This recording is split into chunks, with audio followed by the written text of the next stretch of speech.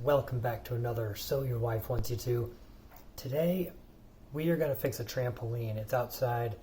The little tabs are coming off, so the mat is starting to just detach from the frame. So we bought a new frame. We're going to do an unboxing.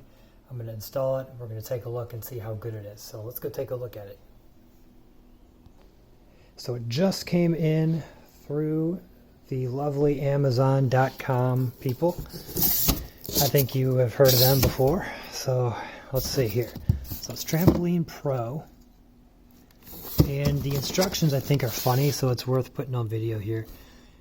Note, trampoline mats may not seem big enough when you first unbox them, but then they are. And also, wrinkles go away after a few days in the wonderful sunshine. You can't argue with that. So we're going to unfold it and put it up. I'll go show you the damage on the old one first. So here's what it looks like, what it should look like. You got the spring on the frame. Spring goes to these little tabs which attach to the big bouncing mat. The thing is, these nylon things are coming off of this mat, and no amount of sewing with a needle is going to hold a bunch of kids bouncing on this thing. It's not even worth trying to do a DIY. You know, this channel is we do what we can with what we have, but sometimes you just have to do things the right way, especially when kids' safety is in check. So this little trampoline mat is going to fit that whole 14-foot frame. So we're going to do it. Let me show you a few things to look at before we make it happen here. Hopefully your mat will come with a tool like this. This one came with it to pull the spring. You basically pull the spring. I'll show you in a second. If it does not come with this, I have another option that works pretty well. Let me go show you. So this is a spring puller, this tool here. It can go like that, and it can be kind of tough. But if you don't have one of these, just use a different spring. And it seems to work pretty well to pull it off. It's not as good, but it works. So just a little thought. When you put the new mat on, do not just go around in a circle, because you're going to get here, you're going to get here, it's going to get harder, harder, harder, and then the last quarter, you're not going to be able to make it happen. It's going to be way too tight. You have to go like this diagram says, a couple here, and a couple across, a couple here, a couple across. Go back to this, do a couple here, a couple across. And then you really have to pay attention to what springs you're doing, because if you're one off, you've got to take all of them back off and then fix it. So we're going to start like here, then we're going to go straight across and do a few, and then go straight from here, straight across and do a few more.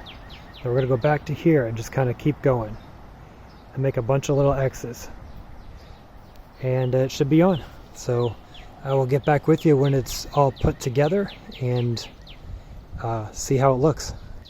A couple other things to pay attention to when you're selecting, because you may not have a product number for your trampoline. Like there's no product number on here. There's not even a name brand. This is a net that I bought aftermarket. The things to think about when you're getting a new mat is the frame diameter. This is a 14-inch frame, which means you measure from the outside of this metal to the outside of this metal. It's a 12-foot mat for mine, but it's a 14-inch frame. Also, the number of springs is the other thing. This is a 72 spring trampoline. You have to count. So take one off and then count all the way around to the one you took off. And that's how you can keep that place. All right, I'm going to go and put this thing together. I'll be right back with you. Okay, springs are off. Also, just to let you know, when you're taking springs off, also do that X. Don't try to take them off going around. It's easier that way. So here the thing is, it's swaying in the wind. I recommend doing this on a non-windy day. So now I've got to detach the mat from the net and then start reattaching the mat to to the springs and the net as well. So,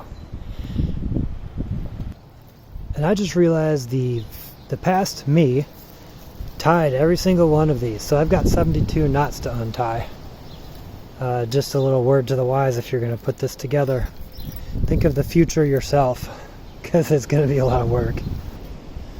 Alright guys, so after I untied about 3 of the 72 knots, I realized there's probably an easier way. So what I did, with the help of this really nice knife that my wife got me from Switzerland, I went ahead and cut every single one of these hooks off of the mat. So you see the mat laying there. You can see all the wind would die down, you can see all the hooks that are still on the net. So what I'm going to do is take the hooks from the new mat and slide each one into the hook that's still on here.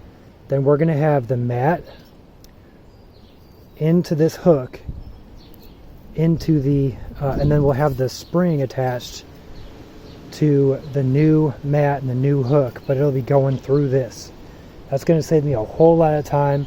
It's still going to be metal against metal, and the new mat will be attached to the spring. So thinking physics wise, it should be just fine to hold the kids and be safe. So that's what we're going to do.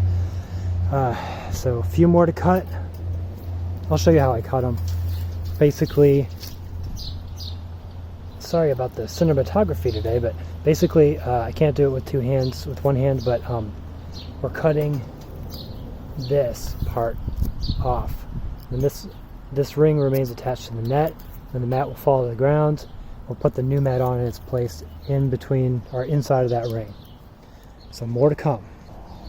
Also, I recommend a knife with a serrated edge like this one if you're gonna do that. This is a nice Swiss Army knife. I'll try to find a link. If I find a link, I'll put one in the description below, but it's a nice one. Get something sharp. Now just grab a hold of the net in this hurricane. It is a blustery day out here today. Alright, back to work. Okay, so here's how it's working, and I think it's gonna work just fine. So we've got the mat attached to this hook is attached to the mat, just comes with it. That hook is on the spring.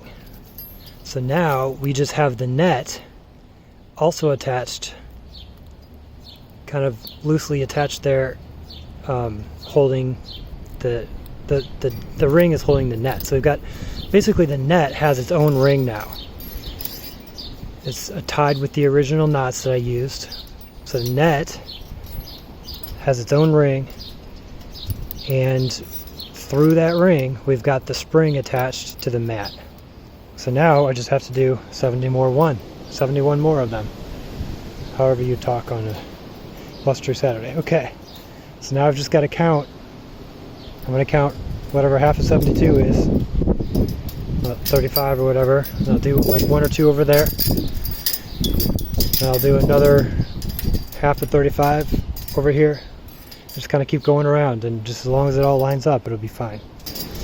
Okay, I found on a windy day where things are moving around, these don't have any tension on them, so attach the first few with some zip ties if you don't have anybody to help you out.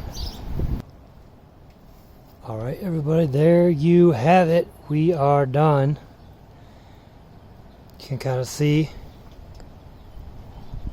those are the first 2 I did, the little zip ties, but it is looking good, nice and secure. That is all for this video.